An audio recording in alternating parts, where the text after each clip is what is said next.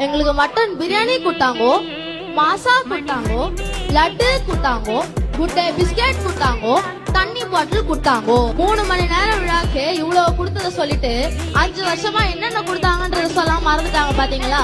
சொல்றேன் கேளுங்க. மாணவர்களுக்கு கஞ்சா கொடுத்தாங்கோ, பெண்களுக்கு பாலியல் வன்கொடுமை கொடுத்தாங்கோ, கேஸ் சிலிண்டருக்கு 100 ரூபாய் குறைப்போம்னு சொல்லிட்டு போய் வாக்குறுதி கொடுத்தாங்கோ, நீட் தேர்வு எங்களாலதான் ரத்து செய்ய முடியாத பெரிய உருட்டா கொடுத்தாங்கோ, கரண்ட் பில்லை ஏற்றி கொடுத்தாங்கோ, பெண்களுக்கு ஓசி பஸ் கொடுத்தாங்கோ. ஓசி பஸ் நான் சொல்லுங்க, அமைச்சர் சொன்னாரு. 2.5 லட்சம் கோடியா இருந்த தமிழ்நாட்டின் கடனை 9.5 லட்சம் கோடியாக உயர்த்தி மக்களுக்கு பெரிய ஷாக் கொடுத்தாங்கோ. கருப்பு சட்டை அணிந்து கொண்டு பூரண மதுவிலக்கு வேண்டும் என்று எதிர்கட்சியாக இருந்த போது சவுண்ட் கொடுத்தாங்கோ. திருத்தணியில் ஓடும் ரயிலில் வடமாநில இளைஞர் ஒருவரை பட்டாகத்தியால் வெட்டு காயங்கள் கொடுத்தாங்கோ.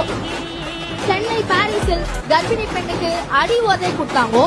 போலீசாரால் கடுமையாக தாக்கப்பட்ட சகோதரர் அஜித்குமார் அவர்களுக்கு திருட்டு பட்டம் கொடுத்தாங்கோ.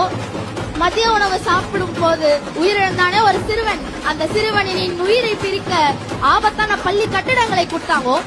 இதெல்லாம் பத்தாதுன்னு தமிழக பெண்களை அசிங்க கேட்கறதுக்கு சிவாஜி கிருஷ்ணமூர்த்தி